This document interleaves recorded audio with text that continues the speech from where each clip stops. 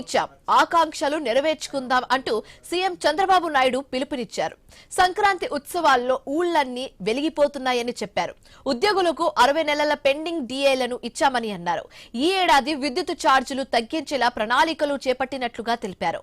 మంత్రులు, ఎంపీలు, ఎమ్మెల్యేలు, పార్టీ ముఖ్య నేతలు, కార్యకర్తలతో ముఖ్యమంత్రి చంద్రబాబు నాయుడు టెలికాన్ఫరెన్స్ నిర్వహించారు. రాష్ట్రంలోని ప్రతి పల్లె పండుగ శోభతో కలకలలాడుతుందని సీఎం చంద్రబాబు అన్నారు. గ్రామానికి రాగానే చిన్ననాటి జ్ఞాపకాలు అన్ని గుర్తుకు వస్తున్నాయని చెప్పారు.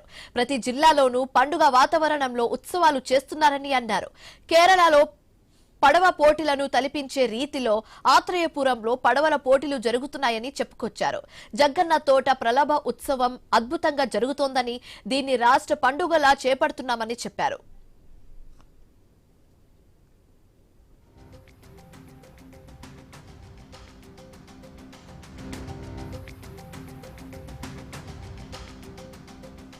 ఉత్తరాంధ్రలో గోదావరి, కృష్ణా, ఎన్టీఆర్ జిల్లాల్లో పెద్ద ఎత్తున సంక్రాంతి వేడుకలు నిర్వహిస్తున్నారని సీఎం చంద్రబాబు అన్నారు.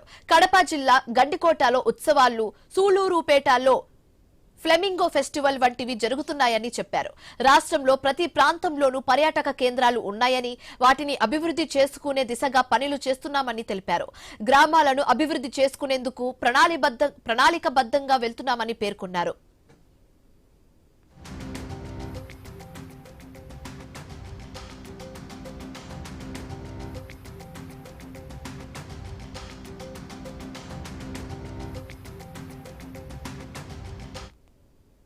సంక్షేమం, అభివృద్ధితో సుపరిపాలనకు నాంది పలికామని సీఎం చంద్రబాబు చెప్పారు.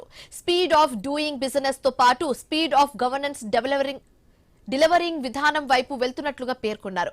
అధికారంలోకి రాగానే మెగా డిఎస్సి, పోలీస్ రిక్రూట్మెంట్, తల్లికి వందనం, అన్నదాత సుఖీభవ, స్త్రీ శక్తి, ఎన్టీఆర్ భరోసా, అన్న క్యాంటీన్ పథకాలను అమలు చేశామని వివరించారు.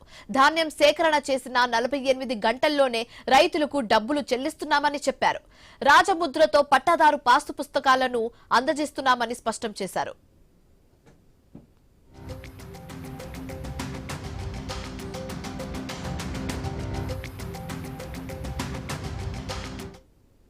విశాఖ సిఐఐ సమిట్ ద్వారా 13 లక్షల కోట్ల పెట్టుబడులు వచ్చినట్లుగా ముఖ్యమంత్రి తెలిపారు. దేశంలోకి వచ్చిన పెట్టుబడుల్లో 25% ఏపీకే వచ్చిందని వెల్లడించారు. మరోవైపు అమరావతి, పోలవరం వేగంగా ముందుకు సాగుతున్నాయని అన్నారు. వెలుగొండ ప్రాజెక్టును పూర్తి చేసి ప్రకాశం, మార్కాపురం జిల్లాలకు నీళ్లు అందిస్తామని తెలియజేశారు. 60 నెలలుగా చెల్లని డిఏ ఏరియన్స్ సిపిఎస్ ఉద్యోగులకు చెల్లించామని తెలిపారు. పార్టీ పరంగా పార్లమెంట్ స్థాయి వరకు పదవులు భర్తీ చేశామని తెలియజేశారు. త్వరలోనే రాష్ట్ర కమిటీ నియామకం చేపడతామని చంద్రబాబు నాయుడు స్పష్టం చేశారు. ప్రభుత్వం చేసే మంచి కార్యక్రమాలను నేతలు, కార్యకర్తలు ప్రజల్లోకి తీసుకువెళ్లాలని ముఖ్యమంత్రి చంద్రబాబు నాయుడు సూచించారు.